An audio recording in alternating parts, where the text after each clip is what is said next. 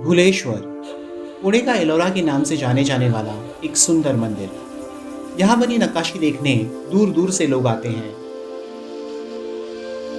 पर शायद ही किसी को पता है कि यहाँ दौलत मंगल नाम का एक किला भी है। यदि आप भी उनमें से हो जो ये बात सुनकर चौंक गए हो, तो आज का ये व्लॉग आपके लिए है। आज हम एक्सप्लोर करेंगे नामशेष हुआ दौलत मंगल किला। Hey, what's up, guys? Life is an endless vacation के एक और धमाकेदार एपिसोड में आप सभी का स्वागत है। मैं हूं आपका होस्ट अमित और आज मैं आपको लेकर आया हूं एक बहुत ही अपरिचित किला जिसका नाम है दौलत मंगल। हालांकि इसका ऐतिहासिक महत्व बहुत था, लेकिन आज की तारीख में इसका अस्तित्व नाम मात्र ही रह गया है। लेकिन जो भी बचा कुचा है, आज वो हम एक्सप्लोर करने जा रहे हैं। तो सब्सक्राइब कीजिए life is an endless vacation को और बने रहे आखिर तक मेरे साथ इस वीडियो में। पुणे से 45 किलोमीटर दूर सोलापुर रोड पर यवत के पास की एक पहाड़ी पर भुलेश्वर मंदिर की तटबंदी के रूप में दौलत मंगल का किला है।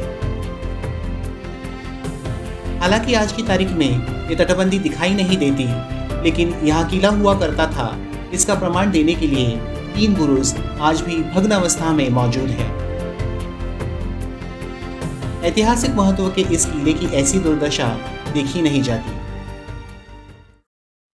सन 1629 बुरहान निजाम शाह तृतीय के आदेश पर लखुजी जाधव, उनके 3 बेटों और उनके पोते की देवगिरी किले पर भरे दरबार में हत्या की गई। लखुजी जाधव शाहजी महाराज के ससुर थे और उन्होंने इस घटना से आहत होकर निजामशाही छोड़ने का फैसला किया। उस समय उन्होंने किसी अन्य सम्राट के अधीन रहने की बजाय एक स्वतंत्र राज्य स्थापित करने का निर्णय लिया। पुणे शिवाजी राजा की पुश्तैनी जागीर थी, जिस पर आदिल शाह ने कब्जा कर लिया था। शाहजी महाराज ने पुणे पर आक्रमण किया और पुणे के आसपास के क्षेत्र पर कब्जा कर लिया। शाहजी महाराज के हमले से क्रोधित होकर आदिल शाह ने रायराव नामक सरदार को बड़ी सेना के साथ पुणे भेजा। युद्ध के इस उन्माद में सुरक्षा के लिए शाहजी राजा ने गर्भवती जीजाबाई को शिवनेरी किले पर भेज दिया। रायराव ने आक्रमण कर पुणे को नष्ट कर दिया और यहाँ की पुण्य भूमि पर उसने गधे का हल चलाया। आदिल शाह के दरबार में मुरार जगदेव नाम के एक सरदार थे। उनके और शाहजी महाराज के बीच अच्छे संबंध थे। आदिल शाह की सेना द्वारा पुणे पर कब्जा करने के बाद मुरार जगदेव ने भुलेश्वर मंदिर की पहाड़ी को चारों ओर किलेबंदी कर एक किला बनवाया और शाहजी महाराज को सौंप दिया। किले के दक्षिण में मंगलाई देवी के नाम से किले का नाम दौलत मंगल रखा गया। दौलत मंगल किले से पुणे प्रांत के सैन्य और नागरिक मामलों पर नजर रखी जाने लगी। 1635 में मुरार जगदेव की आदिल शाह ने हत्या कर दी। उसके बाद जब जीजाबाई और शिवाजी महाराज ने पुणे का पुनर्निर्माण किया और लाल महल से प्रशासन चलाने लगे, तो दौलत मंगल किले का महत्व कम हो गया। इस घटनाक्रम पर गौर किया जाए तो प्रतीत होता है कि स्वराज की नींव यही रखी गई थी और ये स्वराज का पहला मुख्यालय था, ये भी कहना अनुचित नहीं होगा। इसलिए इस किले का ऐतिहासिक महत्व अनन्य साधारण है। पुणे सोलापुर महामार्ग पर यवत से 10 किलोमीटर की दूरी पर दौलत मंगल किला है। यहाँ तक पहुँचने के लिए पक्की सड़क बनी है जो हमें सीधे किले में ले जाती है। मंगलगढ़ का विस्तार पूर्व पश्चिम है और किले में प्रवेश उत्तरी प्रवेश द्वार से होता है। किले के रास्ते में प्रवेश द्वार से पहले 2 बुरुज दिखाई देते हैं और पश्चिम में एक और बुरुज है। इसके अलावा किलेबंदी और अन्य अवशेष विलुप्त हो गए हैं।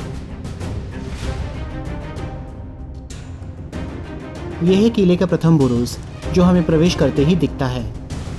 इस बुरुज के पास ही पत्थर में तराशी हमें एक पानी की टंकी दिखती है जो पूरी तरह सूख गई है।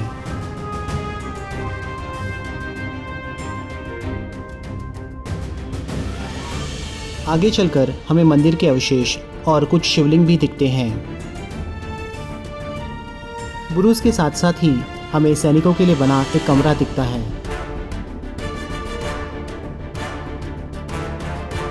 इस कमरे की दीवार पर हाथी का चित्र अंकित है।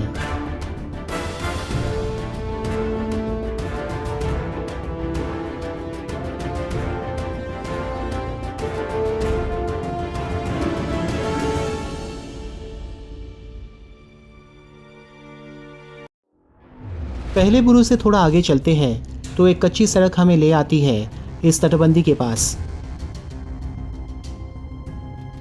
यहाँ पर शायद पहले किले का प्रवेश द्वार हुआ करता था।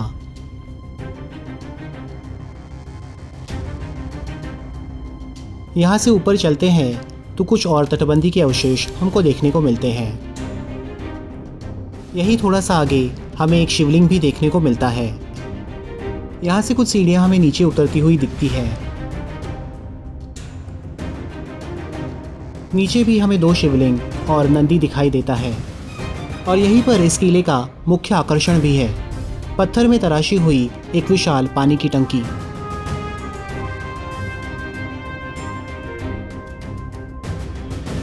ये इतनी बड़ी है कि मानो जमीन के नीचे एक 2 BHK फ्लैट बना हो।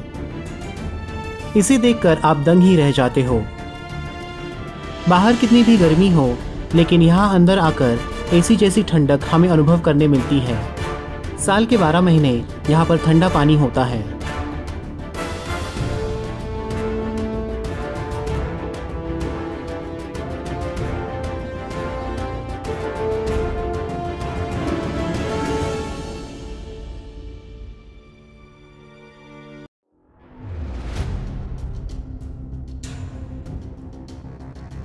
इस बड़ी टंकी के बगल में हमें एक और छोटी टंकी दिखाई देती है।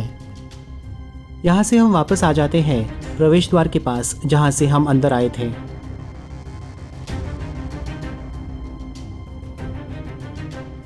इस प्रवेश द्वार के दाईं तरफ थोड़ा ऊपर चढ़ते हैं तो हमें दिखती है ये वास्तु।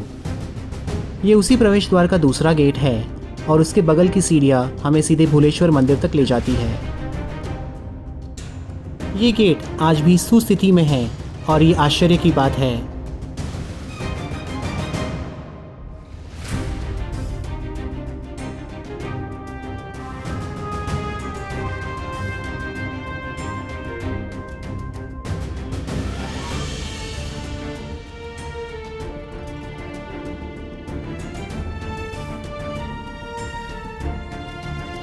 यहाँ से अब चलते हैं पश्चिम बुरुज की ओर।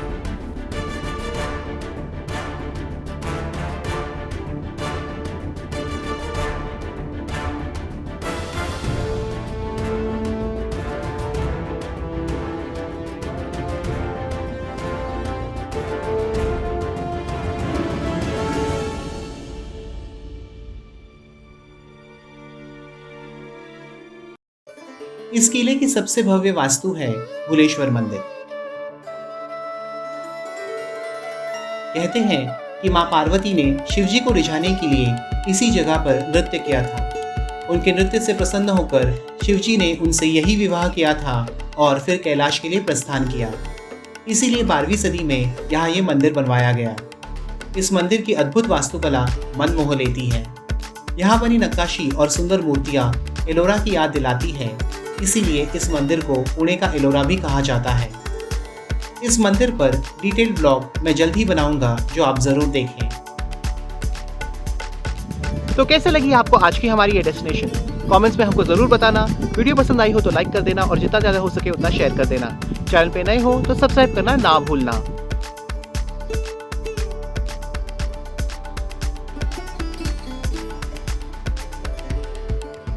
तो आज के लिए बस इतना ही। फिर मिलेंगे अगले एपिसोड में एक और धमाकेदार लोकेशन के साथ। तब तक life is an endless vacation के साथ जुड़े रहें, मुस्कुराते रहें और अपनी जिंदगी ऐसे जिए जैसे वो एक लंबी छुट्टी हो।